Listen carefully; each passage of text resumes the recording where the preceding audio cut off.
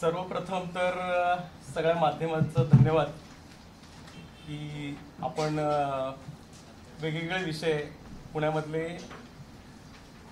आणताय बाहेर आणि त्या विषयांना वाचा फोडताय. आणि म्हणजे मी आता इतक्या वर्ष बघतोय तर माध्यम म्हणजे आता गेल्या 2 महिन्यामध्ये माध्यमांचं अस्तित्व खरं म्हणजे जास्त जाणवतं. तर जे पण काही आता माझ्या बाबतीमध्ये चर्चा चालू होती 7-8 दिवसामध्ये, तर त्याविषयी मी म्हटलं बोलूयात काय आहे ते. तर सर्वप्रथम मी सांगू इच्छितो सगळ्यांना की आता जो आरोप झाला माझ्यावरती सर्व माध्यमांमधून आणि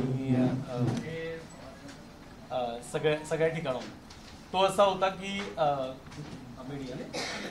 अमिडिया कंपनी आणि मी कोणता तरी व्यवहार केलाय किंवा पार्थ पवार, कोमल तेजवाल, शीतल तेजवानी आणि काय नाव आहे, नाही ते 3 जण आहेत ना, दिग्विजय, दिग्विजय यांच्याशी मी कोणता तरी व्यवहार केलाय. पण मी ते दिग्विजय, कोमल, पार्थ असे हे सगळेजण आहेत, यांना माझ्या आयुष्यात कधीही भेटलेलो नाहीये. मी त्यांना समोरासमोर पण कधी बघितलेलं नाहीये. माझा त्यांचा 1 रुपयाचाही आर्थिक व्यवहार नाहीये आणि त्यांच्याशी माझा कोणताही व्यावहारिक संबंध नाहीये. तर अमेडिया कंपनी यांच्याशी माझा कोणताही आर्थिक संबंध नाहीये.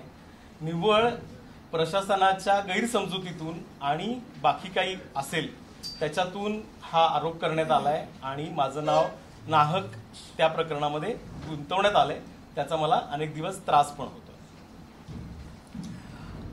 पुढे जाऊन मी सांगेन की माझ्या मिळकतीबाबत बरेच प्रश्न उपस्थित केले. जी मिळकत बोपुडी इथे आहे आणि ती सरकारी जमीन आहे आणि मी ती लाटण्याचा प्रयत्न करतोय किंवा ती हडप करण्याचा प्रयत्न करतोय असं सर्व ठिकाणी चर्चा आहे. तर मी आता तुमच्याकडे एक सेट दिलाय पेपरचा आणि इथे दाखवतो मी की या सेटमध्ये की 1775चं दस्त आहे किंवा त्या आधीपासून मोडी लिपीतलं दस्त आहे. तर त्या मोडी लिपीतल्या दस्ताचं मराठी ट्रान्सलेशन मी तुम्हाला दिलेलं आहे. ही जागा पेशवे काळापासून विद्वंस माझ्या शेजारी बसलेले आहेत, हे ओनर आहेत जागेचे. त्यांचं अजून एक आहे की त्या मीडियामध्ये त्यांचं नाव जे आहे ते विद्वांस असं यायला पाहिजे प्रिंट मिळालं. एच नाहीये, विद्वांस नाहीये, विद्वांस आहे, विद्वान, पंडित, विद्वांस नाहीये. तर विद्वांस असं त्यांचं नाव आहे. तर त्यांना पेशव्यांनी दिलेली जमीन आहे. व्हेरी एज्युकेटेड फॅमिली आणि समाजाप्रती बांधील असणारी फॅमिली आहे. नाहक त्यांना या प्रकरणामुळे त्रास पण झालाय. म्हणजे मला पण त्याचं फार वाईट वाटतंय. म्हणून मी त्यांना म्हटलं आज तुम्ही या, आमचे फारच जिव्हाळ्याचे संबंध आहेत. ते विकणारे आहे आणि मी घेणारा असलो तरी सुद्धा हे तुम्हाला सांगायचंय. तर पेशवे काळापासून ही मिळकत आहे. त्या मिळकतीचे हे डॉक्युमेंट आहे पेशवे काळापासून, बरोबर. मोडी लिपीतला आहे. सगळ्यांकडे एक कॉपी आहे. मी अजून लागेल तर देतो सगळ्यांना कॉपी. सेकंडली, परवा खडसे साहेबांनी सांगितलं की जोपर्यंत पुरुष संतती आहे तोपर्यंतच ही जागा विद्वांसाची आहे. तर पुरुष संतती तुमच्या समोर आहे. त्याला वेगळं काही सांगायची गरज नाही. तर त्याच्या पुढे जाऊन 1775 नंतर वेळोवेळी तुम्हाला मोडी लिपीमध्ये त्याचे रेकॉर्ड सापडतील. त्यानंतर इंग्रजांनी पीटर डॉड कमिशन असं एक स्थापन केलं. पीटर डॉड कमिशनच्या अंतर्गत याचा एक ॲलिनेशन उतारा आहे. तो ॲलिनेशन उतारा जो आहे तो 1886चा आहे. 1886चा ॲलिनेशन उतारा आहे आणि त्या ॲलिनेशन उतार्यावरती सदर विद्वांस हे इनाम आहेत, इनामदार आहेत, क्लास 2 इनाम आहे, हे असं याच्यामध्ये नमूद आहे. त्यानंतर तुम्हाला 1930 पासून ते आत्ता तक आहे ह्याचं, म्हणजे जोपर्यंत सातबारा चालू होता तोपर्यंत सातबारावरती विद्वांस यांचं नाव आहे आणि शेतकी कॉलेज हे भाडेकरू असं नाव आहे. मुळामध्ये शेतकी कॉलेज हे पण नाव नाहीये, ॲग्रिकल्चर डेअरी असं नाव होतं, बरोबर. ॲग्रिकल्चर डेअरी असं नाव होतं. शेतकी कॉलेजचा इन्फ्लुएन्स आहे, कारण शेतकी कॉलेज ही संस्था आहे. सगळ्यात पहिलं समजून घ्या, शेतकी कॉलेज हे सरकार नाहीये, बरोबर. तर ही जागा शेतकी कॉलेजची असं म्हणू शकतात, ते सरकारची आहे असं म्हणू शकत नाही. तर शेतकी कॉलेजचं भाडेकरू म्हणून नाव होतं आणि विद्वांसांचं मालक असं नाव होतं. तर त्याच्यामध्ये एक त्याच्यामध्ये 1953 साली इनाम ॲब्युल्युशन ऍक्ट आला, ज्या अंतर्गत इनामदार आहेत त्यांना मालक करण्यात आलं. दोन पद्धतीने करण्यात आलं, आयदर इनाम काढून घेण्यात आलं किंवा मालक करण्यात आलं. तर ह्यांचं इनाम जे आहे ते काढून घेण्यात आलेलं नाहीये, ते इनाम कायम ठेवण्यात आलंय. त्याचा फेरफार आहे, त्या फेरफारचा नंबर आहे 1578. मी आपल्याला सर्वांना हा फेरफारची एक कॉपी दिलेली आहे आणि मी आता इथे माध्यमांसमोर पण दाखवतोय. या फेरफारला तथाकथित म्हणजे मला नाही वाटत महात्मा फुलेंना अशी इच्छा असेल की स्वतःचा वापर करून तिथले अधिकारी असं चुकीचं काम करत असतील म्हणून. तरी पण त्यांनी हा जो फेरफार आहे ज्याच्यातून विद्वांसांना मालकी देण्यात आली, ह्याला महात्मा फुले कृषी विद्यापीठाच्या अधिकाऱ्यांनी चॅलेंज केलं आणि ते चॅलेंज 2007 ला केलं त्यांनी आणि 2012 साली निघालं ते चॅलेंज. तर ते चॅलेंज काय होतं की विद्वांसांची मालकी जी आहे ती रद्द करण्यात यावी म्हणून. पण त्याला चॅलेंज केलं आणि तुमच्याकडे चॅलेंजची म्हणजे ऑर्डरची कॉपी पण आहे. आता काय आहे, आमच्या बाबतीत जे लोक ऑर्डर देणार त्यांना हे असं दिसतंय की त्यांच्यावरती फौजदारी कारवाई करणार, कारण आमच्या फेवरमध्ये. तर कोणी आमच्या फेवरमध्ये ऑर्डर दिली ते दाखवतो मी तुम्हाला. तर ही एक 2012 सालची ऑर्डर आहे. 2007 साली महात्मा फुले कृषी विद्यापीठ, जे ऍग्रिकल्चर कॉलेज असं नाव आहे पण त्याचा ऍडव्हान्टेज ते घेत आहेत, नो इश्यू. तर त्यांनी चॅलेंज केलं 2007 ला आणि 2011 ला निर्णय लागला की तुमचं अपील फेटाळण्यात येत आहे. यांना 2053 साली मालकी बहाल करण्यात आलेली आहे आणि 2053 पासूनची आतापर्यंत ही मालकी आहे आणि याला आम्ही रद्द करू शकत नाही एवढ्या उशिरा. 1953 पासून आज तक मालकी आहे. ठीक आहे. त्यानंतर ह्याच्यावरती टाउन प्लॅनिंग स्कीम. आता हा सर्वे नंबर 62 नाहीये, निव्वळ दिशाभूल करण्यासाठी सर्वे नंबर 62 असं केलं जातं. सर्वे नंबर जेव्हा असतो त्या सर्वे नंबरचं टाउन प्लॅनिंग स्कीम होते. आपल्याला सर्वांना जाणीव असेल की आपल्या इथे वेगवेगळ्या टाउन प्लॅनिंग स्कीम आहेत. तर ही संगमवाडी टाउन प्लॅनिंग स्कीम आहे. तर संगमवाडी टाउन प्लॅनिंग स्कीम अंतर्गत मला एक ग्लास पाणी पण.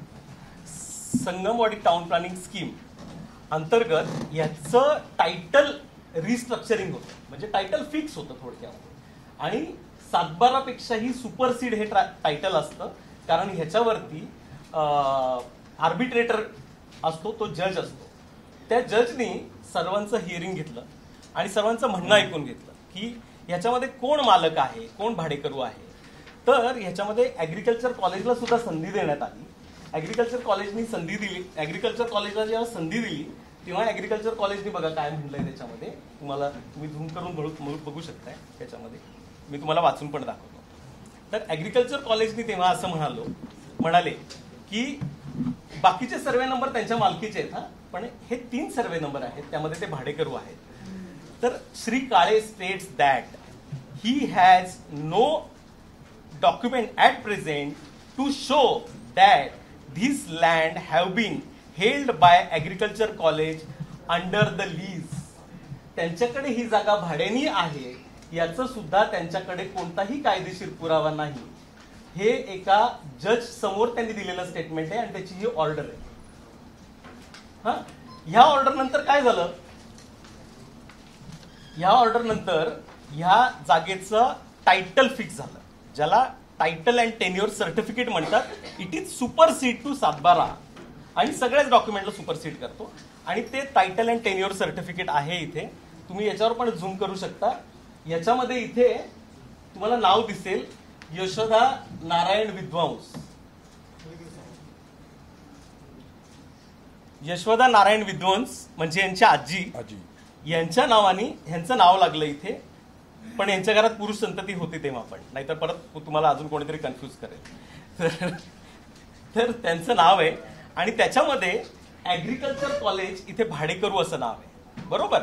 तर ह्या डॉक्युमेंटला आव्हानित जर करायचं असेल, ह्या टायटलला आव्हानित करायचं असेल तर इथे खाली लिहिलंय पहा की तुम्हाला सिव्हिल कोर्टामध्ये याला चॅलेंज करावं लागेल आणि याच्यामध्ये फेरफार करावा लागेल. हे 1975 साली झालेलं डॉक्युमेंट आहे. आज तगायत महात्मा फुले कृषी विद्यापीठाने याच्यावरती सिंगल ऍप्लिकेशन पण केलेलं नाहीये की आम्ही भाडेकरू नाहीये, आम्ही मालक आहे. बरोबर ना? त्यांचं सरकार आहे ते, म्हणजे ते स्वतःहूनच घोषित करतात की आम्ही सरकार आहे. वेअरॅज दे आर नॉट अ सरकार, ती एक संस्था आहे. बरोबर. आणि ते त्यांना जर जागा पाहिजे असेल, म्हणजे तुम्हाला सांगतो, आम्हाला जागा पाहिजे असेल असं जर कुठल्याही सरकारी बॉडीला म्हणायचं असेल तर त्यांना भूसंपादन कायद्याअंतर्गतच जागा घ्यावी लागते. चौकात उभं राहून आरडाओरडा करून मीडिया बोलून फौजदारी गुन्हे दाखल करून जागेची मालकी प्राप्त करता येत नाही महाराष्ट्रामध्ये आणि भारतामध्ये. बरोबर. तर ह्यामुळे याच्यानंतर या जागेचं हे मला पाणी सांगितलंय मग सर, सांगितलं या जागेवरती नंतर तुम्हाला त्यांच्याच म्हणजे ऍग्रिकल्चरच्याच माणसांनी सांगितलं की त्या जागेवरती आरक्षण आहे म्हणून. पीएमपीएमएलचं आरक्षण आहे, पीएमटी डेपोचं आरक्षण आहे. तर त्या पीएमटी डेपोच्या आरक्षण पडलं ना, तर 1987 साली डीपी प्लॅन तयार झाला. डीपी प्लॅन मध्ये पीएमटी डेपो सध्याचं पीएमपीएमएल असं आरक्षण पडलंय. कोणत्याही सरकारी जागेवरती आरक्षण पडत नाही. बरोबर. प्रायव्हेट जागा असेल तर आरक्षण पडतं. बरोबर आहे. त्यांनी पण कबूल केलं की या जागेवरती आरक्षण आहे. बरोबर. आज पीएमपीएमएल ला जागेला बस लावायला जागा नाहीये आणि हे हट्टाला पेटून येत की ही आमची जागा आहे. वेअरॅज ती पीएमपीएमएल साठी महानगरपालिकेसाठी राखीव जागा आहे.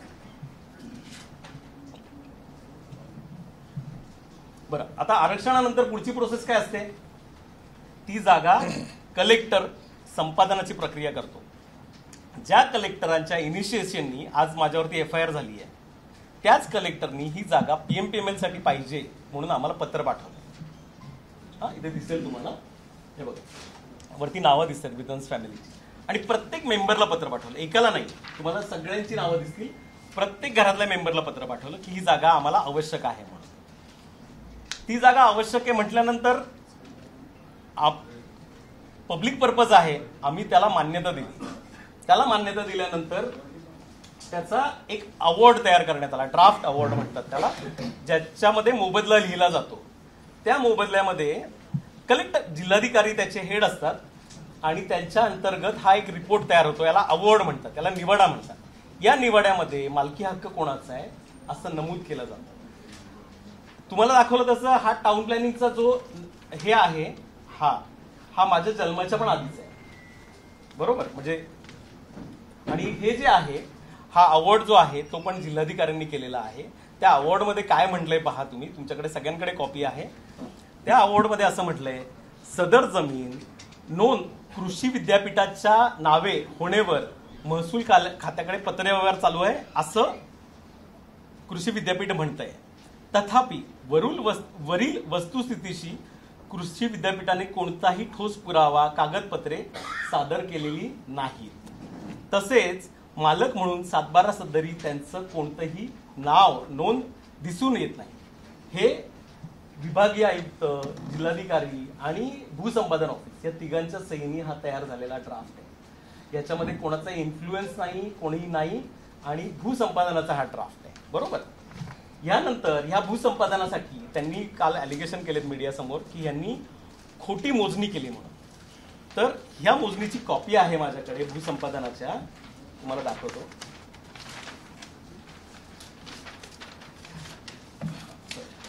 या भूसंपादनाच्या मोजणीची कॉपी आहे. You can soon here. हा ठीक आहे. तर ही कॉपी आहे. तर ह्या भूसंपादनाच्या कॉपीमध्ये ही ही मोजणी कोणी केली आहे तर भूसंपादन अधिकारी, कलेक्टर आणि पीएमपीएमएल यांनी संयुक्त केलेली मोजणी आहे. याच्यामध्ये खोटी असण्याचा प्रश्नच नाही. जर खोटी असेल तर त्यांना कोणाकोणावरती गुन्हे दाखल करणारे महात्मा फुले कृषी विद्यापीठ मी असं पण म्हणत नाही महात्मा फुले कृषी विद्यापीठ गुन्हे दाखल करते.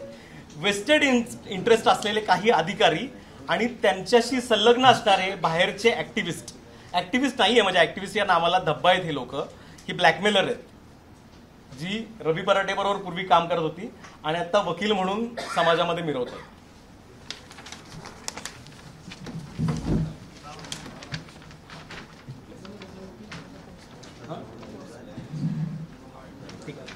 आता हे सगळं झाल्यानंतर काय झालं की ह्याच्यामध्ये त्यांचं म्हणणं आहे 7-12वरचं नाव उडवलं, 7-12वरचं नाव उडवलं असं ते सगळीकडे सांगतायत, बरोबर ना? किंवा तुम्ही पण सगळीकडे सांगताय की कोण आपले तहसीलदारांनी याचं 7-12वरचं नाव काढलं असा आरोप आहे, बरोबर ना? तर मुळामध्ये सगळ्यांना माहिती असेल,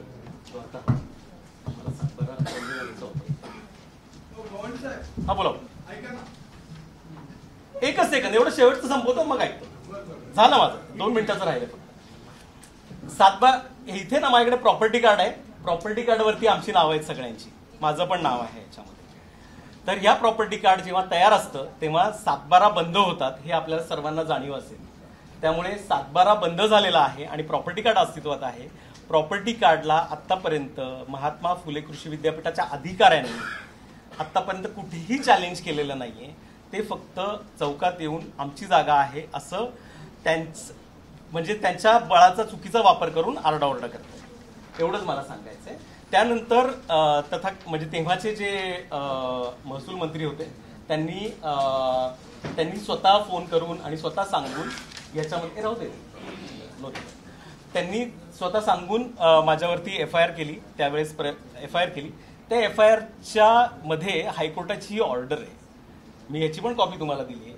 या हायकोर्टाच्या ऑर्डरमध्ये चुकीचा वापर, स्वतःच्या पदाचा चुकीचा वापर करून माझ्यावरती FIR केली आहे अशी याच्यामध्ये नोंद आहे.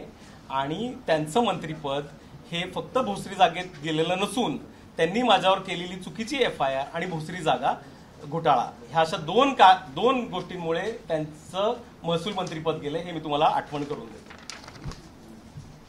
तर सद्यस्थितीमध्ये मी तुम्हाला इतक्या ऑर्डर दाखवल्या कोणाची. त्यानंतर विभागीय आयुक्तांनी महात्मा फुले कृषी विद्यापीठाने विभागीय आयुक्तांकडे चॅलेंज केलं होतं की हे या जागेचे वारस नाहीयेत, ही जागा आमची आहे आणि यांचं वारस म्हणून नाव नोंदवण्यात येऊ नये. तर विभागीय आयुक्तांनी त्याचा निर्णय दिलाय आणि यांचं वारस कायम केलेलं आहे. त्या निर्णया म्हणजे बघा आतापर्यंत जवळजवळ मी तुम्हाला 5 निर्णय सांगितले जे आमच्या फेवरमध्ये आहेत. म्हणजे ज्यांनी यांच्या फेवरमध्ये निर्णय दिले, आमच्या फेवरमध्ये निर्णय दिले, त्यांच्या सगळ्यांवरतीच सध्या प्रशासनाला FIR करावी लागेल असं दिसतंय.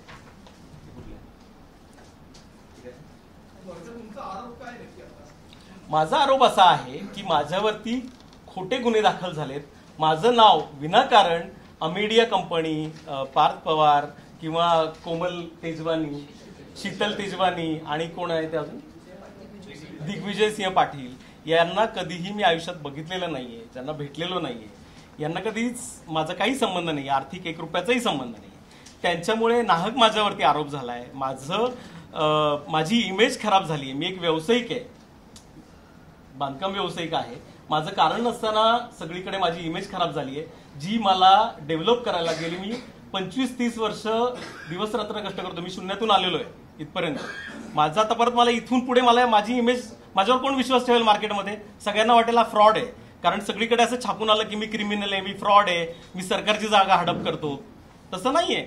माझ्या जागेवरती मी जर सिक्युरिटी लावली आहे, तिथे मला PMPML हँडओव्हर करायची जागा, PMPMLने मला पत्र पाठवलंय की आम्हाला जागेची गरज आहे, आमच्या बस रस्त्यावर पार्क राहतात, आम्हाला पार्किंगसाठी जागा पाहिजे.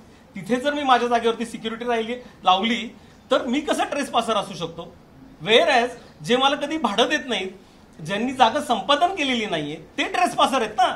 फक्त ते सरकार म्हणजे महात्मा फुलेंचं नाव घेऊन त्यांच्या नावाचा पण गैरवापर करून ह्या माझ्यावरती प्रशासनावरती दबाव आणतात आणि काही महसूल अधिकारी महसूल मंत्र्यांना पण मिसगाईड करतात. वेरेज महसूल खात्याकडे या जागेची केसच चालू नाही शकत, कारण या टायटल अँड टेन्युअर सर्टिफिकेटमध्ये क्लिअर म्हटलंय की तुम्हाला दिवाणी न्यायालयात जावं लागेल. तर माझा आरोप शब्द तर थोडा जास्त होईल, पण माझ्यावरती अन्याय झालाय, माझी नाहक बदनामी झालेली आहे आणि खूप वेदनादायक आहे, म्हणजे माझ्यासाठी पण आणि विध्वंस फॅमिलीसाठी पण. कारण रस्त्यावरून फिरताना तुम्हाला लोक बघतात अरे हा फ्रॉड माणूस आहे म्हणून. कुठल्या? हा, मी खरेदीने आलो. हा, मी प्रॉपर खरेदी घेतली जागा, प्रॉपर स्टॅम्प ड्युटी भरली आहे जागा. आणि त्यांचा अजून एक आरोप आहे, मी पाहिला परवा, की मी पॉवर ऑफ अटर्नीवरती स्टॅम्प ड्युटी भरलेली नाहीये. पॉवर ऑफ अटर्नी वरती मी कुठलेही सेल खरेदी विक्री नाहीये पॉवर ऑफ अटर्नी. मी प्रॉपर खरेदीने घेतलेली जमीन आहे. आणि पॉवर ऑफ अटर्नी रिप्रेझेंटेशनची पॉवर ऑफ अटर्नी ती 500 रुपयाच्या स्टॅम्प पेपरवर चालते, बरोबर ना. आणि आता ते तहसीलदार होते ना आता इथले, तर तहसीलदारांना हे दे ना मला act, land tribunal act section 70 हा दिवाणी न्यायालयाचा ऍक्ट आहे, ज्याच्या अंतर्गत तहसीलदार हा जज म्हणून नेमला जातो. तिथे आम्ही फक्त अपील केलं होतं की हे भाडेकरू आहेत की नाहीयेत याच्यावरती सुनावणी करा. तर त्यासाठी 2 वर्ष केस चालली. 2 वर्षामध्ये यांनी ते भाडेकरू आहेत की नाहीयेत ह्याच्याबद्दलचा एकही पुरावा दिला नाहीये. आणि ते भाडेकरू नाही दिसत असं तहसीलदारांनी ऑर्डर दिलं. तर महात्मा फुले कृषी विद्यापीठाला वाईट वाटायचं काहीच कारण नव्हतं, कारण ते म्हणतात ते मालक आहेत, ते भाडेकरू नाही आहेत असं तहसीलदार म्हणतोय ना. तुम्ही ऑर्डर वाचा सगळ्यांनी तहसीलदाराची काय. तो म्हणतोय भाडेकरू दिसून येत नाहीत. तो असं म्हणत नाहीये यांचं नाव हटवा, नाव काढा, कुठल्याही अभिलेखामध्ये बदल करा, असं कुठेच म्हटलेलं नाही त्या ऑर्डरमध्ये. त्या ऑर्डरमध्ये फक्त असं म्हटलंय यांनी कधीही भाडं दिलेलं दिसत नाहीये, यांनी कधीही भाडेकरार सादर केलेला नाहीये. आणि ते स्वतः त्यांच्या डीननी तर आर्बिट्रेशनमध्ये सबमिट केलंय. तर तहसीलदारांनी ऑर्डर केली आहे की हे भाडेकरू दिसत नाहीयेत. त्या तहसीलदाराला पूर्णपणे मी ऑथेंटिक गव्हर्नमेंट रेकॉर्डमधले डॉक्युमेंट दिले. मी ऍफिडेव्हिट करून दिलंय की आम्ही मालक आहे, हे भाडेकरू आहेत. मी ऍफिडेव्हिटवरती लिहून दिलंय की ही जागा माझ्या मालकीची आहे आणि जागा माझ्या मालकीची आहेच ना. मी आता पण ऍफिडेव्हिट देईन. म्हणजे तुम्ही कृषी विद्यापीठाच्या अधिकाऱ्यांना विचारा, द्या ऍफिडेव्हिट म्हणून की ते जागेचे मालक आहेत म्हणून. त्यांचा रजिस्ट्रार हा ओनर आहे ना, रजिस्ट्रार हा कस्टोडियन आहे प्रॉपर्टीचा. त्याला सांगा बरं ऍफिडेव्हिट द्यायला. मी ऍफिडेव्हिट देतो की जागा माझ्या मालकीची आहे. So they are the trespasser, I am not. तो 2009 साली झाला.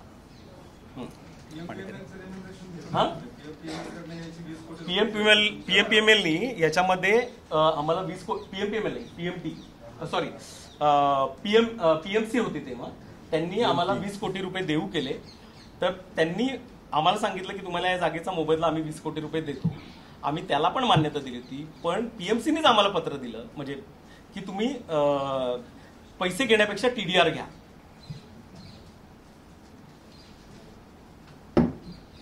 पैसे घेण्यापेक्षा टीडीआर घ्या. कारण तुम्ही बघितलं कलेक्टरने आम्हाला पत्र पाठवलंय की ही जागा पीएमपीएमएलला लागते, पण पैसे घेण्यापेक्षा टीडीआर घ्या, हे त्यांचं पत्र आहे. आणि आपल्याला पण कळतं की शासनाच्या कस्टडीमधले पैसे घेण्यापेक्षा टीडीआर घेणं चांगलं आहे. आणि जागेचा मोबदला घ्यायला पाहिजे ना. म्हणजे कलेक्टरने पत्र पाठवायचं आम्हाला की तुम्ही जागेचा मोबदला घ्या, आणि आम्ही म्हणायचं नाही हे आमची जागा आहे की नाही आम्हाला माहिती नाही, तर आम्ही तपासतो. असं तर नाही होऊ शकत ना. तर तो मोबदला आज तक मी घेतलेला नाहीये, तसंच तिथे आहे. 1 रुपयाला पण हात लावलेला. टीडीआर साठी मी ऍप्लिकेशन केलं. टीडीआरचे ऍप्लिकेशन पूर्ण प्रोसेस झालं. तर सिटी इंजिनियरनी पण त्याला प्रोसेस केली. तर ती प्रोसेस केली, तो काही गुन्हा नाही होत ना. म्हणजे ते सिटी इंजिनियर जे प्रशांत वाघमारे आहेत त्यांनी पण त्याच्यात प्रोसेस केली. म्हणजे प्रोसेस अधिकाऱ्यांनी रेग्युलर प्रोसेस करणं म्हणजे गुन्हा होतो का? तर कोणीतरी ऍक्टिव्हिस्ट येऊन ओरडतो चौकात येऊन की ही सरकारी जागा आहे, लाटतायत, सरकारी जागा लाटतायत. आणि आमच्यासारख्या व्यावसायिकांना त्याला तुम्ही नसतं तर आम्हाला व्हॉइसच नाहीये. म्हणजे माध्यम नसेल तर कोणासमोर बोलायचं आम्ही. तर माध्यम आहेत म्हणून आमचा आवाज तरी पोहोचतो ऍटलीस्ट. नाही टीडीआर सर्टिफिकेशन झालेलं नाहीये. तेव्हाचे जे ऍक्टिव्हिस्ट होते, म्हणजे ऍक्टिव्हिस्ट ऍक्च्युली नाव चुकीचं आहे, ब्लॅकमेलर होते रवी बराटे, त्यांनी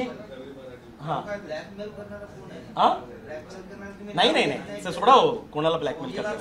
नाही अन्याय होतो ना. आता कोण करते? कधी? आता परवा तर कंप्लेंट का झाली मला माहिती नाही. मीच अभ्यास केला, माझ्यावरती एफआयआर का झाली आहे. मला 1 दिवस पेपर जमवायला लागले सगळे माझे फाईल, आणि मग तुमच्या समोर सादर व्हायला 2 दिवस लागले. हा माझं 1 मिनिट. आता माझं बोलणं पूर्ण झालेलं आहे. मी माझ्या प्रॉपर्टीचं टायटल दाखवलंय. काही माध्यमांना साईट व्हिजिट करायची, मी साईटवर पण घेऊन जाईल त्यांना जागेवरती. आता तुमचे प्रश्न एक करून विचारा, जेणेकरून मी त्याची व्यवस्थित उत्तर देऊ शकेन. तुम्ही म्हणाले काही महसूल अधिकारी आहेत, काही जणांनी पदाचा गैरवापर केला आणि तुमच्यावर गुन्हा दाखल झाला. नेमकं कोण आहे ते लोक? गुन्हा कोणी दाखल केला? आता नायब तहसीलदार आहेत. मी त्यांना जबाब विचारणारच आहे की कुठल्या कायद्याअंतर्गत माझ्या म्हणजे काय प्रोव्हिजन काय माझ्यावरती गुन्हा दाखल करायची? गुन्हा म्हणजे it is a criminal act ना. मी खोटा पेपर दाखल केलाय किंवा मी फ्रॉडुलंट केलंय, मी खोटा ऍफिडेव्हिट दिलंय, खोटी कागदपत्र दिली आहेत किंवा मी खोटा कायद्याचा वापर केलाय, मी एकही खोटं काम केलेलं नाहीये, तर कशासाठी गुन्हा? हे मीच विचारणार आहे कलेक्टरला. आणि ज्या कलेक्टरने मला पत्र दिले ही जागा पाहिजे म्हणून. तुमची 9 जणांवर गुन्हा दाखल झालाय, तुम्ही जागा तुमच्या म्हणता आमेडियामधूनच कशा आले? आता मला असं वाटतंय की माध्यम आणि महाराष्ट्र दोघांनी पण हुशार आहेत की असं का झालंय ते. आणि म्हणजे तुम्हाला अनऑफिशियली पण तहसीलदारांनीच गुन्हा दाखल केला असेल तर त्यांनी काय चौकशी केली असेल ना. मला कोणी चौकशीला बोलवलेलं नाही. मला असं कळलं रात्री 1:30 वाजता गुन्हा दाखल झाला म्हणून. मला कोणीही विचारलेलं नाहीये की बाबा तुम्ही काय केलं. म्हणजे नॅचरल ऑफ जस्टिस आहे की नाही विचारायचं ना मला. मी कोण कोण तुम्ही FIR वाचा. मी तुम्हाला तेच सांगतोय, अमेडिया कंपनी आणि मी यांचा दुरान्वय संबंध नाहीये. मी 1 रुपयाचा व्यवहार केलेला नाही. अहो मला नाही ना माहिती. मला तुम्ही तेच सांगतो, मी तुम्हाला माझे सगळे पेपर दिलेत मी. आता त्यांचं काय म्हणणं आहे, मी अमेडियाला तुम्ही तुमचे पेपर दाखवले, त्यांच्याकडे असे पुरावे म्हणून तर ते मध्ये आले ना. कोण दाखल करताना असं अमेडिया कंपनी ते कसे आले? नाही अमेडिया कंपनीला मी जमीन विकली असं म्हणणं आहे ना त्यांचं. मग माझं बँक स्टेटमेंट समोर आहे, माझं सगळं समोर आहे. तुमचे जे इतर पार्टनर आहेत त्यांनी कोणी पॉवर ऑफ अटॉर्नी नाही काय संबंध. मग त्या कशा आल्या याच्यामध्ये? अहो नाही आलेत ना, आम्ही कोणालाच काही दिलेलं नाहीये. गुन्हा दाखल तर त्यांचाच दिसतोय ना 9 जणांना. अहो सर तुम्ही शोधा ना काय मिसगाईड करण्यासाठी का काय आहे ते. मी माझी बाजू मांडतो. नाही मी माझ्या जमिनीच्या टायटल बाबत आणि माझ्या आरोपांबाबत बोललोय. अमेडिया आणि त्याचे पार्टनर्स ते काय करतायत ह्याच्यावरती मी भाष्य करणार नाही. त्या प्रकरणात शीतल तेजवाल यांना कुलमुखत्यार म्हणून दाखवले FIR मध्ये. तुम्हाला सांगतो की FIR करताना व्यवस्थेने प्रशासनाने अभ्यास करून FIR दाखल करायला पाहिजे ना. आणि ज्यांना घेताय आपण FIR मध्ये त्यांना विचारलं तर पाहिजे. बरं कोणी बाकीचे पळून गेले असतील, मी तर जागेवर आहे ना. मी सगळ्यांना फोनवर अवेलेबल आहे, मला विचारायचं ना. तहसीलदारांच्या निलंबनाची ऑर्डर वरून आली, मुख्यमंत्र्यांकडून आली. सगळं प्रकरण त्यांनी अगोदर बघितलं असेल सगळं. त्यात पुण्यामध्ये परत मला नाही माहिती सर.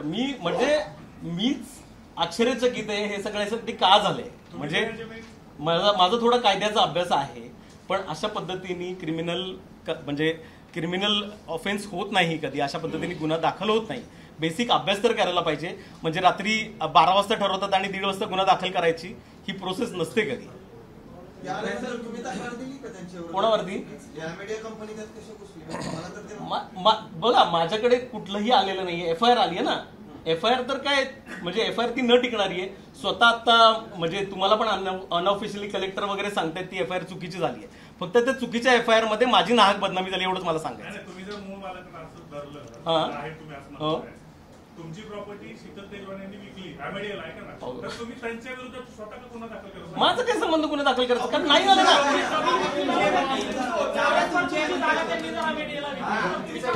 प्रॉपर्टीचं टायटल तुमच्या नावाने कोणीतरी चुकीचे व्यवहार करते. ऐका जरा आता बरोबर आहे तुमचं म्हणणं, बरोबर आहे.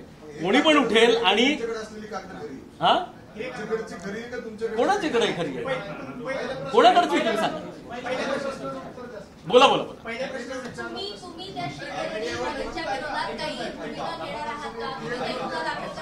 हा एकच प्रश्न आहे ना. हा मी ऐका मी माझं सगळ्यात महत्वाचं म्हणजे गुन्हा माझ्यावर जो दाखल झालाय तो रद्द करण्याची माझी आज फर्स्ट प्रायोरिटी आहे. आणि माझी जी बदनामी झाली आहे ती क्लिअर करणं एवढीच आहे. माझ्याबरोबर कायदेशीर कोणाचाही करार नाहीये किंवा सगळीकडे कोणीतरी सांगितलं की माझा आणि अमेडिया कंपनीचा ॲग्रीमेंट आहे किंवा मी विकली आहे त्यांना. ह्यानी म्हणजे त्यांचा आणि माझा वाद तयार होत नाही आणि मी त्यांच्यावर कुठलाही गुन्हा पण दाखल नाही करू शकत. कोणी विकली अहो त्याला डॉक्युमेंट लागतं ना, म्हणून नाही होत काही.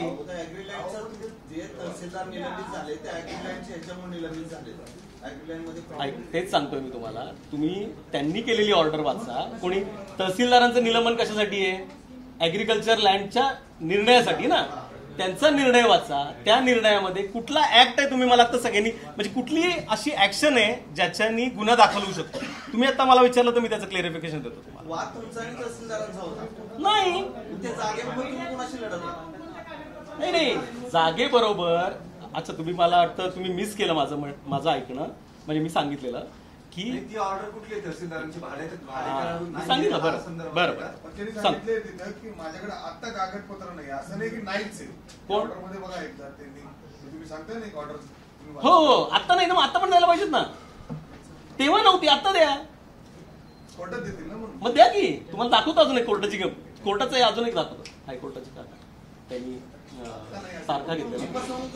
बरं नाही एक प्रश्न मिस होईल माझा. कोणावरती गुन्हा दाखल करायचा मी? अहो ऐका तुम्हाला सांगतो. तुम्ही असं आता इथे उभं राहून म्हणाल की माझी जमीन आमिडे कंपनीला विकली. यांनी तसं तयार नाही होत ना किंवा माझी जागा ट्रान्सफर नाही होत. मग ते आता गुन्हा रद्द करण्यासाठी मी प्रयत्न करतो ना. हा कोणी ताबा नाही सांगितलं. माझी जागा माझ्याकडेच आहे. नाही बदनामी झाली आहे. माझी बदनामी झाली आहे त्याचं मी अभ्यास करून ठरवेल आता कोणावरती काय ऍक्शन घ्यायची.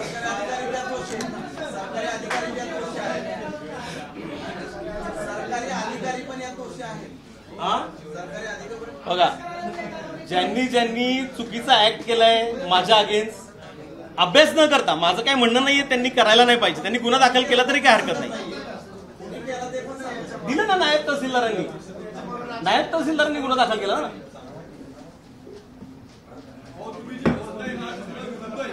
काय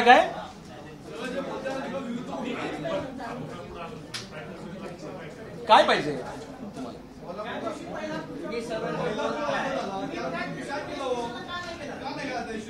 कधी झाला माझ्यावर गुन्हा दाखल?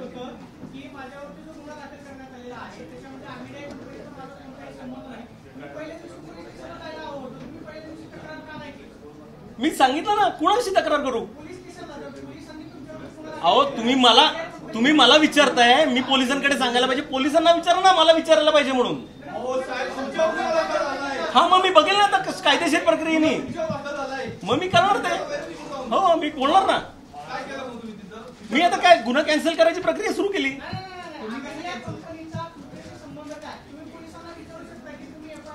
मग ते विचारणारच आता जाऊन मी कलेक्टरला.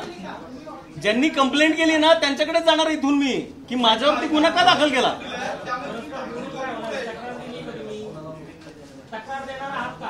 हो मग काय तक्रार देणार ना मी. तक्रार देणार ना. माझ्यावरती ज्यांनी तक्रार केली आहे ना खोटी त्यांच्यावरती मी तक्रार करणार आहे 100%. हा कशाला आयुक्तांना सगळ्यांना कोर्टात खेचणार मी नाही आयुक्तांना वगैरे भेटणार. मी हायकोर्टात खेचणार सगळ्यांना ज्यांनी चुकीच्या पद्धतीने माझ्यावर गुन्हा दाखल केला.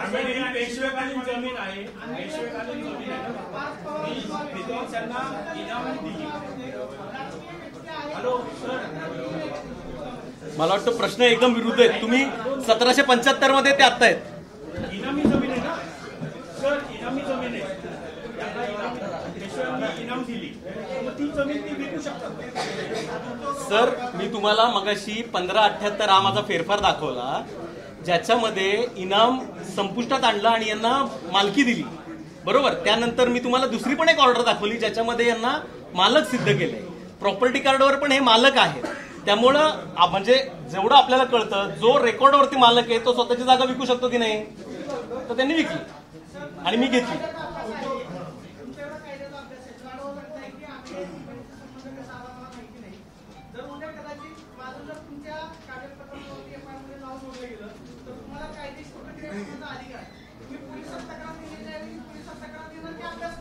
नाही मी तुम्हाला माझी तर तुमचं म्हणणं एकदम बरोबर आहे. माझी खूपच बदनामी झाली आहे आणि मला व्यवसाय करणं आता याच्या पुढे खरंच कठीण जाणार. फक्त जे लोक माझ्याशी व्यवहार करतात त्यांना माझ्याबद्दल माहिती आहे की हा चांगला माणूस आहे. पण आता मी याच्यावरती नक्कीच हायकोर्टामध्ये तक्रार करतो.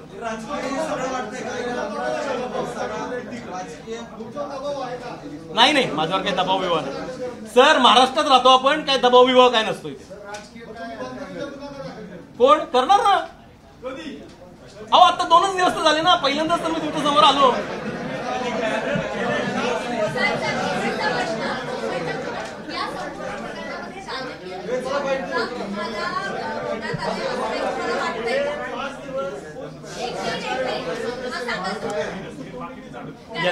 यांचा प्रश्न असा आहे की राजकीय दृष्ट्या मला काय मोहरा बनवण्यात आलाय का? मला तसं वाटत नाही, कारण मोहरा जरी बनवायचा असतं तरी त्यांनी अभ्यास करून FIR केली असती.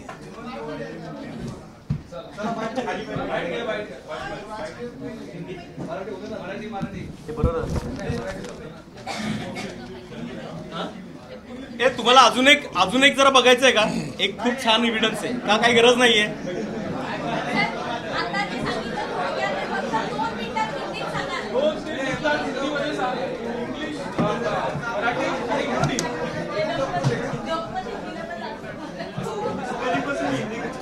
ठीक आहे, हिंदीमध्ये सांगतो.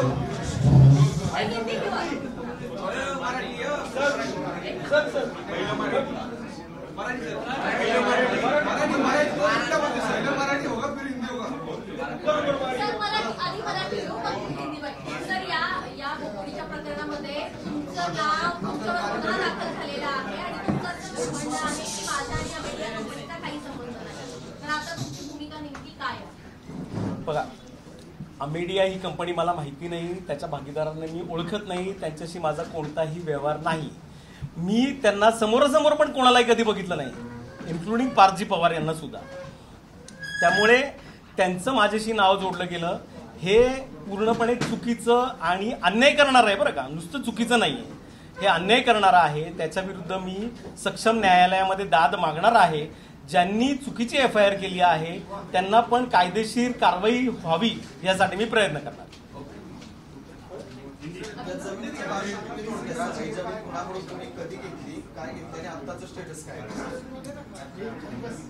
हा, मराठीत सांगू. सदर आता ज्या जमिनीचा वाद चालू आहे, ही जमीन माझ्या बरोबर जे बसले आहेत मालक, या त्या जागेचे पुरुष वंशज विद्वांस त्यांच्याकडून मी खरेदीने घेतली आहे 2009 साली. आता ती पुणे महानगरपालिका म्हणजे PMPML पुणे महानगर परिवहन महामंडळ यांच्या बस पार्किंगसाठी त्यांना अत्यंत आवश्यक आहे, कारण PMPMLच्या 2000 गाड्या रस्त्यावर उभ्या राहतात. त्यांना आम्ही ती जागा देण्याचं ठरवलेलं आहे. त्यांनी आमच्याकडे त्या जागेची मागणी केली आहे आणि आम्ही त्यांना ती जागा देणार. तहसीलदार ज्यामुळे निलंबित झाले त्या जागेवर अग्रीलँड असल्याचं राज्य सरकारच्या निलंबित पत्रामध्ये आहे. ती जागा सरकारी आहे. काय झालंय, ती जागा म्हणजे काही अधिकाऱ्यांनी महसूल म्हणजे माझं असं म्हणणं आहे की महसूल मंत्र्यांना मिसगाईड केलंय. ह्या जागेवरती निर्णय घेण्याचा अधिकार महसूल विभागाला नाही. या जागेवरती निर्णय घेण्याचा अधिकार हा फक्त दिवाणी न्यायालयाला आहे. त्यामुळे या जागेवरती महसूल खातं कोणतंही भाष्य करू शकत नाही, कारण याच्यामध्ये title and tenure certificate under the town planning act final TP scheme याच्या अंतर्गत तयार झाले आणि त्याला चॅलेंज फक्त दिवाणी न्यायालयात आहे. कोणालाही चॅलेंज करायचं झालं तर फक्त दिवाणी न्यायालयात. वाद आता सुरू आहे का? वाद आता कुठेही नाहीये. आता हा, बरं झालं तुम्ही विचारलात. तहसीलदारांनी जी ऑर्डर दिली त्याच्यावरती महात्मा फुले कृषी विद्यापीठ हायकोर्टात गेला आहे आणि महात्मा फुले कृषी विद्यापीठ आणि त्याच्या अगेन्स्ट वर्सेस महाराष्ट्र शासन आणि आम्ही अशा पार्ट्या आहेत. म्हणजे तुम्हाला लक्षात येईल, महात्मा फुले कृषी विद्यापीठ इज नॉट महाराष्ट्र शासन. ते महाराष्ट्र गव्हर्नमेंटच्या विरोधात त्यांनी तिथे गुन्हा हे अपील दाखल केलंय ह्याच्यामध्ये हायकोर्टामध्ये. आता कुठलाही वाद नसताना अमेडिया कंपनीच्या आणि तुमच्या विरोधात जो गुन्हा दाखल झालाय तो त्याच जमिनीच्या संदर्भात झालेला. तुम्ही म्हणता त्यात वाद तर आता कुठलाच वाद नाही. मग तो गुन्हा दाखल कशाच कारण अमेडिया तुमचा काही वाद आहे? मी सक्षम न्यायालयामध्ये जाऊन माझी बाजू मांडणार. माझं कोणतेही कागदपत्र नाहीये, माझे अकाउंट चेक करा, कुठलाही व्यवहार नाहीये, माझे CDR चेक करा, माझा कधी फोन झालेला नाहीये, माझा काहीही संबंध नाहीये त्यांच्याशी. मग अमेडिया काही केली नाही हो, काय संबंध नाही माझ्या. नाव आहे ना त्याच्यावर, आता त्यांचं नाव तर पोलिसांनी चुकून टाकलंय, त्याच्यावर तुम्ही कारवाई करा ना. तुम्हाला काही कल्पना आहे का महसूल विभागाने जी फिर्याद दिली आहे त्याच्यामध्ये अमेडिया, दिग्विजय पाटील आणि शीतल तेजवानी यांची नाव आहे. तुमच्या जागेच्या संबंधित FIR मध्ये ही नावं आधी कुठून, महसुली दप्तरी त्यांची नोंद कशी? मी तुम्हाला सांगतो की तुम्हाला आहे का? हा, तुम्हाला सांगतो, तुम्ही जर प्रशासनाला विचारलं, कलेक्टरजींना विचारलं तर ते पण तुम्हाला सांगतील की ही FIR गैरसमजुतीतून आणि चुकीतून झाली आहे. आता त्यांना पण जाणीव झाली आहे, पण ते सगळ्यांसमोर येऊन हे बोलू शकत नाही. तुम्ही विचारा कलेक्टरला जाऊन असं मीडिया घेऊन. मग आहे ना चूक, 100% नाही न्यायालयात जाणार, मी नाही जाणार पोलिसांकडे.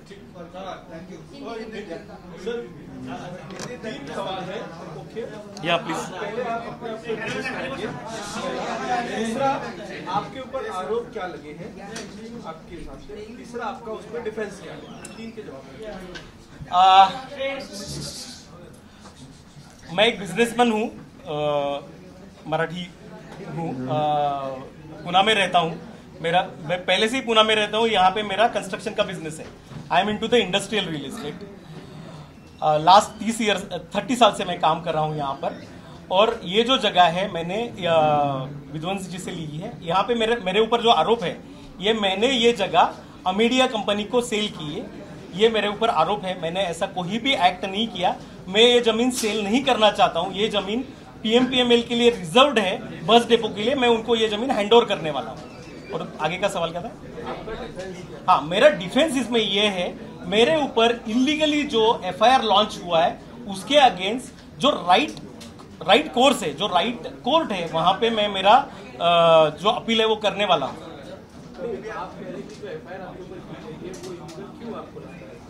सर इसमें मतलब इलीगल एक्ट ही नहीं है ना. क्रिमिनल एक्ट क्या होता है? आपने झूठे डॉक्यूमेंट प्रोड्यूस किए हैं, आपने गलत एफिडेविट दिया है, ये सब किया है, तो क्रिमिनल एक्ट रहेगा तो एफआईआर होना चाहिए. दिस इज द, मैंने जो भी डॉक्यूमेंट दिया है वो गवर्नमेंट ने मुझे दिया है, गवर्नमेंट रिकॉर्ड में है. टाइटल जो फ्लो हुआ है, जिसके ऊपर मैंने प्रॉपर स्टैम्प ड्यूटी भरा है, उसके तहत मेरे पास जमीन आई है, उसी के ऊपर मैंने वही सब डॉक्यूमेंट दिया ना. तो मेरे ऊपर कुछ भी एफआईआर, क्रिमिनल एक्ट का तो सवाल ही नहीं पैदा होता. अगर आपको लगता है कि ये गलती से मतलब आपका नाम है, तो आप इसमें क्या एक्शन लेने वाले हैं? I will go into the right court ना. जो राइट डायस रहेगा उसके सामने जाऊंगा मैं.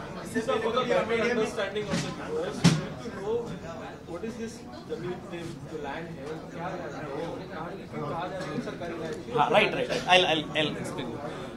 ये लैंड जो है वो बोपुड़ी एरिया जो है वहां पे है. अभी वहां पे टाउन प्लानिंग स्कीम है. टाउन प्लानिंग स्कीम में वहां पे फाइनल प्लॉट नंबर आया है और उसके ऊपर रिजर्वेशन है पीएमपीएमएल डेपो का. तो कोई भी गवर्नमेंट के जमीन पे रिजर्वेशन नहीं रहता है, प्राइवेट जमीन पे ही रिजर्वेशन रहता है. Right. We are the lawful owner in the record from last more than 150 years. And हमारा जो ओनरशिप है आज तक राइट डायस पे कोई भी चैलेंज नहीं हुआ है. यहाँ पे लिखा है कि सिविल कोर्ट में ही आपको मेरा ओनरशिप चैलेंज करना पड़ेगा. आप मतलब ये सब पुलिस पे जाके टाइटल नहीं डिसाइड होता है. ये लोग एफआईआर कर रहे हैं और टाइटल डिसाइड करने का कोशिश कर रहे हैं, which is very illegal end misuse of power. I can say absolutely I am the owner. इससे पहले पार्थ पवार मीडिया या फिर शीतल तेजवानी इससे कभी मिले हो आप? कौन सा विवाद हुआ है?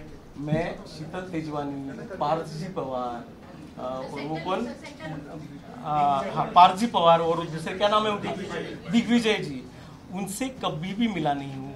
मेरा कोई भी उनसे व्यवहार नहीं है. आप कहाँ पर भी मेरा सीडीआर चेक कर सकते हैं फोन का. मेरा उनके ऊपर, उनके साथ कोई भी कनेक्शन नहीं है. मैं उनको देखा भी नहीं है आज तक.